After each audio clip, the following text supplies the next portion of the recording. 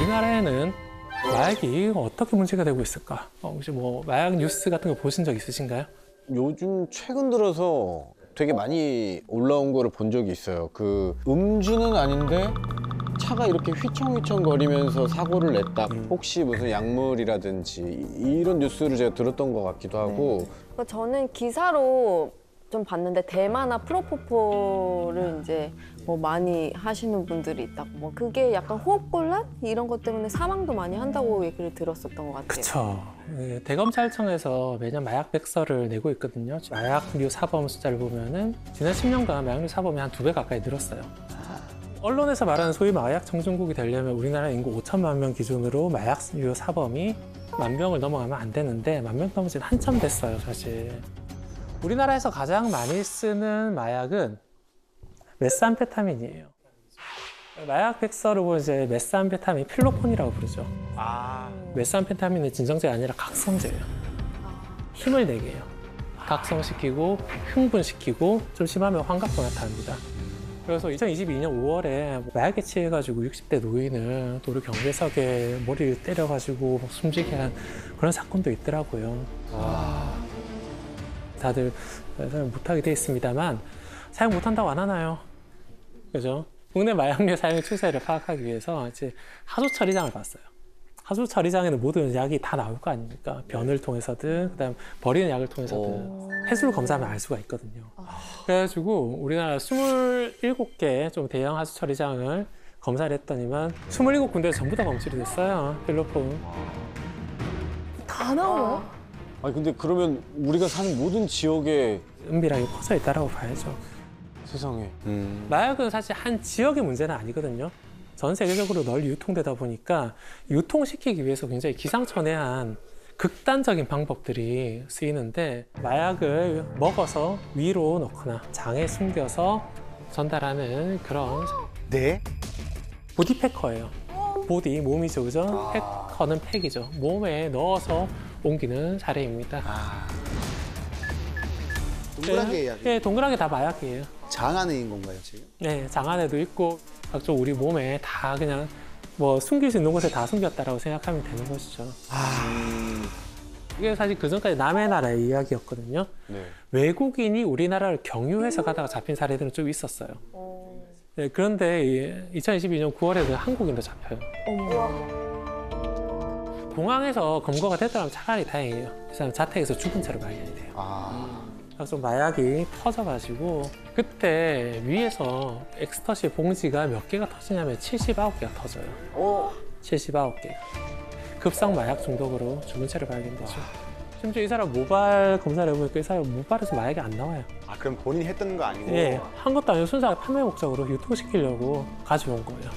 참 답이 없죠, 그죠? 이 회사가 몰핀을 서방적 형태로 개발해서 병원과 약국에 공급을 하는 거예요. 근데 처음에는 이제 말기 암 환자들한테 썼단 말이에요. 중독될 시간도 없죠. 오히려 굉장히 순수한 목적으로 잘 쓰였고 메가 히트를 쳐요, 이 약이. 수천억 원 정도 매출을 기록했어요. 그 전에는 이 퍼듀 제약이라고 하는 회사는 구충제나 소독약 정도를 팔던 거의 다 무료던 그런 회사였는데 이제 몰핀 서방정을 팔면서 갑자기 주목을 확 끌게 되죠. 근데 기술 자체는 사실 별게 없어요. 몰핀이라고 해봐야 1804년부터 알려져 있었고 서방정이라고 해도 몰핀을 위해서 개발된 기술은 아니거든요. 마케팅과 타이밍이 맞아서 이제 대박을 친 상황인데 특허는 20년 있으면 끝나거든요. 끝나니까 이제 다른 제약회사들이 바로 제네릭 의약품, 통칭해서 보통 복제약이라고 부르죠. 그 약을 만들 가능성이 큽니다. 그러면 시장을 나눠야 돼요. 근데 당연히 그걸 못 지켜보는 거예요. 다시 좀 더 시장을 장악을 해보자라고 하면서 더 센 물질을 하나 찾게 됩니다. 옥시코돈이라고 하는 물질인데 물질 자체는 사실 오래전부터 알려져 있었어요. 1920년대부터 벌써 알려져 있었고 몰핀보다 효과는 한 2배 정도 됩니다. 야, 엄청나네 그래도. 사실 뭐 더 쓸 수도 있지만 이미 진통제로는 몰핀, 중독자들은 헤로인 그 2개만 거의 쓰고 있었거든요. 그래서 네. 존재감은 크진 않았어요. 근데 이 회사는 1995년에 옥시코돈의 서방정, 옥시콘이라고 하는 약을 판매를 하기 시작합니다. 근데 이 판매하는 방식에서 좀 문제가 발생합니다. 그 전까지 몰핀 서방정 같은 경우는 말기 암 환자들 대상으로 썼고 사람들이 다 그냥 칭찬했단 말이에요. 근데 옥시 같은 경우는 그렇지가 않아요. 다른 일반 통증 환자들한테도 이걸 쓰게끔 권해요. 당시 광고 자료가 있는데요. 사진을 보면 이제 허리 결림이라든지 관절통, 신경통이에요. 자, 이런 사람들은 사실 그전에는 좀 간단한 진통제를 먹고 살아가는 사람들이었어요. 근데 이 사람들한테 몰핀보다 효과가 2배나 강한 약을 쓰라고 하네요. 이 사람들은 3, 4개월 먹다가 죽는 사람들이 아니에요. 그렇죠. 계속 복용한 사람들. 그렇죠. 계속 복용하면 중독이 될 수 있잖아요. 그러니까 이런 것들을 잘 가이드라인을 세워가지고 정말 극심한 통증 환자들한테 쓰게끔 해줘야 되는데 그렇지 않은 거예요. 그러다 보니까 이제 조금씩 이 약이 퍼지기 시작하는 거예요. 원래 혹시 그 앞에 있던 몰핀 서방정이든 그게 3차 병원 대상이었거든요. 근데 혹시 어느 순간 1차 병원에 퍼지기 시작합니다. 나 좀 안 좋은데 사고 당했는데 부딪혀가지고 허리가 삐끗했는데 혹시 주세요라고 하는 거예요. 처음에 이제 조심하죠. 조심하는데 나중에는 계속 달라고 하고 또 옆 병원에 가서 받아와요. 근데 그거를 막을 수가 없는 거예요. 개인정보 보호 때문에 조회가 안 되는 거예요. 심지어 보험 처리도 돼요. 보험 처리도. 그러니까 그 전에 길거리 헤로인을 구하는 게 되게 좀 모양 빠진 일이잖아요. 위험하기도 하고 그런 거 없이 떳떳하게 병원에 가가지고 옥시를 요구를 하는 거예요. 그 당시 통계 자료를 보면은 1997년과 2005년을 비교를 해보면은 2005년 옥시 처방을 받은 사람이 한 5배 늘어납니다. 와. 갑자기 이게 신경통 환자 5배 늘어났을 리는 없잖아요. 그렇죠. 그래서 거의 중독자라고 봐야 되겠죠. 더 심각한 문제는 뭐냐면은 서방정이라고 했잖아요. 서서히 방출되라고 해서 옥시콘을 좀 많이 넣어놨거든요. 근데 마약 중독자 입장에서 이게 싫은 거예요. 깨부서 알약을. 왜요? 옥시코돈 그 성분이 네네. 갑자기 한 번에 훅 들어온다는 거죠. 터지겠구나 한 번에. 한 달치 처방을 받아놓고서 일주일 만에 다 먹는 거예요. 그러면 일주일 지나서 약이 모자라죠. 다른 병원 가는 거예요. 다른 병원 가서 또 약을 처방받는 거예요. 그렇게 중독자들이 늘어납니다. 근데 이게 어느 순간부터 우리나라에서도 조금씩 이제 사례들이 보고가 되고 있어요. 그런데 이 펜타닐과 관련한 문제들이 예전에는 이제 의학 논문에 나왔어요. 케이스 리포트, 사례 보고서라고 하잖아요. 근데 어느 순간부터인가 법원 판례가 나오고 있어요. 법원에서요? 네, 법원 판례. 누군가 이제 불법으로 유통하고 그러면서 문제가 되고 있는 것이죠. 그리고 시간 더 지나니까 이제 언론에서 나오네요. 여러분들 펜타닐이라고 하면 그래도 조금씩 들어봤을 거 아니에요. 요즘 들어서 네. 노트북에 엄청 올라오고 있어요. 네, 맞습니다. 굉장히 많은 자료들이 올라오고 있죠. 그 정도로 사회에 훨씬 더 깊이 퍼지고 있다는 거예요. 우리나라도 지금 코로나 이후 비대면 거래가 늘어나고 SNS나 뭐 텔레그램도 많이 쓰고 있고요. 그다음 다크웹도 조금 좀 퍼지기 시작하고 그러다 보니까 마약 중독자들이 좀 어려지고 있어요. 이런 새로운 트렌드에 좀 빨리 따라가는 사람들이 마약을 더 많이 한다는 것이죠. 접근하기 쉬워지면은 즉 공급이 늘어나면은 그게 수요를 만들어내거든요. 이렇게 악순환의 굴레에 빠지기 전에 빨리 차단을 해야 될 그런 상황이 있다는 것이죠. 2021년 경남 지역에서 펜타닐을 단체로 불법 처방을 받아서 투약하고 유통하던 고등학생 42명이 무려 42명이 한 번이네. 네, 검거가 되는 거예요. 고등학생이다 보니까 나이도 어려요. 24명이 18살이고 그다음에 12명이 17살, 6명은 16살, 고등학교 1, 2, 3학년이 다 관여된 극단적인 사례가 나옵니다. 이 사람들이 펜타닐 어떻게 처방받았느냐 하면은 병원에 가는 거예요. 그래서 아 선생님 제가 뭐 사고를 당해가지고 허리가 삐끗했는데 병원에 못 갈 것 같아요. 그러면서 펜타닐을 주시면 안 될까요? 라든지 좀 센 마약 진통제 있다던데요. 라든지 대부분의 병원에서는 이제 거절하는데 그럼에도 불구하고 가끔씩 이제 주는 곳이 있는 거예요. 애들이 이제 그렇게 처방을 받아가지고 약을 구해가지고 유통시키기도 하고 그 다음에 자기가 흡입하기도 하고 그럽니다. 그래서 사실 이걸 주면 안 된다는 게 가이드라인이 딱 있거든요. 식약처에서 나온 가이드라인을 보면은 그렇게 통증을 호소하는 환자한테 제일 먼저 주는 약은 좀 일반 진통제예요. 타이레놀, 아스피린의 성분이 들어있는 일반 진통제예요.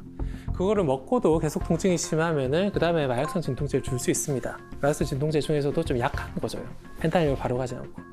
그 다음에 약한 거에도 효과가 좀 없다 싶으면 펜타닐로 갈 수는 있어요. 갈 수 있는데 그때도 저함량부터 시작해야 돼요. 그렇죠. 그래도 효과 없다 싶으면 고함량까지 가야 되는데 고함량을 바로 주니까 이게 문제가 되는 거죠. 한 2년 전쯤에 한 래퍼가 방송에 나와가지고 자기가 펜타닐을 복용을 했다가 패치를 썼다가 중독에 너무 고생을 해가지고 펜타닐 쓰지 말라, 쓰면 이렇게 된다라고 이야기를 하죠. 그때 그 래퍼가 한 이야기를 보면은 이제 펜타닐 사용자를 이제 벌레라고 표현을 하더라고요. 예? 펜타닐 조각이 조금이라도 있을까 싶어가지고 뭐 청소기 안에도 뒤지고 바닥도 뒤지고 막 기어다니면서 뭐 펜타닐 찾는다는 거예요. 그리고 뭐 구역질도 많이 나니까 이가 다 삭아요. 이가 다 삭아가지고 발음도 제대로 안 돼요, 래퍼인데. 그리고 뭐 금단 증상도 심합니다. 뭐 온몸이 뜨거워졌다가 차가워졌다가 공황 발작도 찾아오고 굉장히 위험한 상황을 이제 끊어내기 위해서 방송에도 나왔는데 최근에 보니까 다시 또 마약을 했더라고요. 안타깝죠. 선생님 이게 네. 한 번 손대면 네. 죽을 때까지 멀쩡하게 있었던 경우가 있기는 있습니까? 그러니까 마약을 한 번 했다라고 해서 반드시 다 중독되는 거는 아니에요, 사실. 그러나 한 번 해서 중독되는 사람들도 있거든요. 그러니까 누가 중독이 될지 몰라요. 특히 우리나라에서 주로 이제 문제가 되는 메스암페타민 같은 경우에는 금단 증상이 바로 나오지가 않아요. 그러니까 나는 마약을 이겨낼 수 있는 사람인가 보다. 나는 안 그렇던데 라고 하면서 더 빠지는 경우도 있다는 거죠. 본인이 어떤 상황일지 모르다 보니까 가능하면 한 번도 하지 말라라고 권하는 게 이제 전문가들의 주된 입장이에요. 근데 펜타닐을 에피데믹이라고 표현했잖아요. 지금 캐나다라든지 미국은 정말 난리예요. 자, 그 반면에 유럽이라든지 남미라든지 또 아시아 쪽에는 펜타닐로 인한 문제는 그렇게 크지는 않아요. 조금씩 나타나고 있습니다. 하지만 글로벌한 시대잖아요. 그러다 보니까 우리나라에서도 조금씩 펜타닐이 퍼지고 있고 그러면서 마치 코로나가 에피데믹에서 판데믹으로 가는 그런 상황이 나타날 수가 있다는 것이죠. 네, 그 마약 수사는 기본적으로 상선 수사를 하거든요. 상선이 뭐냐면 마약을 투약한 사람 입장에서 그 사람한테 마약을 준 상위의 단계에 있는 사람을 상선이라고 그러고 그 상선을 기준으로 이 투약자는 하선이 되는 거죠.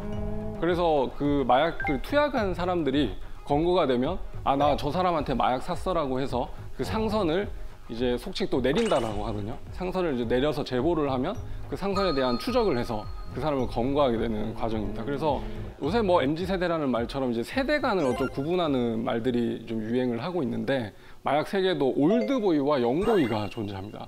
그 OB와 YB가 하는데 이 사람들의 어떤 그 범행 수법이 완전 다르기 때문에 검사로서 수사할 때도 그 접근 방법이 다르거든요. 올드보이 분들은 이제 연령대가 한 40, 50대 분들이죠. 대면 거래를 원하세요. 이게 마약의 은어 중에 하나가 이제 오른손 왼손 거래라고. 오른손 왼손? 스쳐 지나가면서? 만나서 오른손에 마약 주고 왼손에 그 돈을 준다라는 의미로 그러니까 손손 거래라고 하거든요. 그래서 이분들은 컴퓨터 조작이 좀 쉽지 않고 예를 들어서 뭐 텔레그램이나 이런 그 메신저 기능에 잘 익숙하지 않으니까 손손 거래를 좋아합니다. 그래서 이 올드보이들은 그 제보자의 진술에 좀 의존해서 수사가 이루어집니다. 그래서 투약자들이 이제 검거가 돼서 그 상선에 대해서 제보를 하면 패턴이 똑같습니다. 전화하거나 뭐 문자로 필로폰이 이제 은어가 술이니까 술 남은 거 혹시 있으세요? 너무 급해서 그런데 그럼 어디로 와? 해서 이제 가죠. 그러면 이제 그 사람이 말로서는 이제 증거가 남죠. 저 사람한테 내가 얼마 주고 샀다라는 진술이 있고 그 다음에 전화했다라면 통화 내역이 남아 있을 것이고 발신 기지국 위치 추적을 하니까 자기 집에서 전화 건네요. 그다음에 상대방 집에서 전화 건 내역이 있다. 그럼 그 진술 믿을 만한 거죠. 이런 식으로 해서 그 진술을 보강한 이제 증거를 수집하는 방식으로 수사가 이루어집니다. 반대로 그러면 영보이들은 지금 어떻게 하느냐? 20, 30대들은 대면하는 걸 별로 좋아하지 않습니다. 그 텔레그램으로 주로 이제 소통을 하거든요.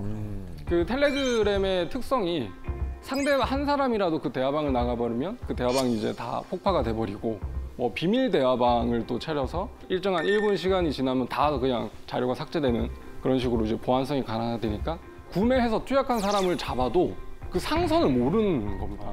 대면을 해서 하질 않았으니까 그래서 이 영보이들의 수사는 상선 추적이 굉장히 어려운 그런 특징이 있습니다. 자, 그러면 제가 화면 하나 보여드리겠습니다. 이게 이제 텔레그램에 올라와 있는 뭐 게시물인데 한번 천천히 읽어보시겠어요? 아이스, 완벽하고 놀라운 술. 부의 캔디, 몽키. 이게 실제로 그 마약방 내에서 은어로 이제 메뉴판이라고 하는 건데 그 하나의 마트에서 그냥 진열된 상품처럼 이렇게 판매를 하고 있어요. 수류탄 2개랑 캔디 하나 주세요. 약간 이런 느낌이에요. 그렇죠. 네. 별의별 말이 다 있네. 아이스라는 게 이제 필로폰의 은어거든요. 그래서 얼음, 뭐 차가운 술, 필로폰을 뜻하는 거고 대만과 멕시코는 밀수한 필로폰의 원산지입니다. 원산지 표기까지. 아니 원산지 표기까지 할 정도로. 그다음에 0.5G가 이제 0.5g이 35만 원이라는 뜻이고 1g은 55만 원.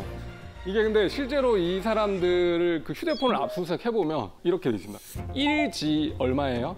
그러니까 한글로 1G. 아, 1G. 예, 그다음에 반지 그런 식으로 표현합니다. 그 밑에 저기 쭉 써 있는 것도 다 약의 종류예요? 그렇죠. 부액이라고 부르는 거는 이제 합성 대마라고 해서 그 전자담배. 전자 맞습니다. 예. 그 JWH018이라고 해서 그 필로폰보다 더 이제 그 환각 정도가 높은 굉장히 좀 중한 마약. 그다음에 캔디가 도리도리라고 하는 MDMA입니다. 저렇게 각시탈 부스터 이거는 이제 그 성분을 자기 마음대로 이제 조합을 하거나 뭐 신상 마약이라고 해서 그 텔레그램 마약 방에서 유통되는 뭐 특별한 마약이라고 볼 수 있는 거죠. 이거 칵테일 메뉴네요. 그렇죠. 그런 겁니다. 네. 그렇습니다. 이해가 너무 잘 된다, 그러니까. 그래서 제가 이제 검사로 재직할 때 이 텔레그램 마약방의 운영 방식에 대해서도 정보를 수집을 해야 되고 이 마약류 시세, 그다음에 혹시 신종 마약이 나오진 않은지 이런 걸 알아보려고 저 마약방에 이제 저도 이제 회원으로 가입해가지고 오, 잠이 잠입사가 아니지만 그냥 그 방에 들어가 있는 겁니다. 그러면 알람이 정말로 거의 뭐 5분 단위로 울립니다. 그 정도로 거래가 활성화돼 있고 제가 있었던 방은 거의 뭐 회원이 4,500명 정도의 방도 있었으니까 생각보다 정말 어마합니다. 그래서 어떻게 보면 지금 청소년들의 마약이 급증하고 있는 원인 중에 가장 큰 것도 이렇게 비대면 거래가 활성화되니까 인터넷 거래하듯이 주문하고 바로 이제 배송을 받을 수 있다는 점에서 굉장히 좀 쉽게 접근을 하는 것 같습니다. 실제로 얼마 전에 고등학교 3학년 친구들이 그 부모님한테 공부 좀 해야 되겠어. 그래서 공부방을 하나 만들어줘, 공부에 집중할 수 있게. 그래서 오피스텔에 이제 공부방을 하나 만들어줬는데 거기에 이제 고3 친구 3명이 아지트로 활용을 해서 텔레그램 마약방을 통해서 마약류를 판매를 해서 벌어들인 범죄 수익이 1억 2천만 원 정도 될 정도로 그 결국 3명은 다 이제 구속이 됐죠. 그럴 정도로 이제 학생들까지 마약으로 이제 범죄 수익을 벌어들이고 있는 상황이고 청소년들 중에 기사를 보면 초등학교 6학년이 거의 뭐 최연소 뭐 투약자라고 제가 기사를 봤는데 12살 정도니까 정말로 심각한 상황인 것 같습니다.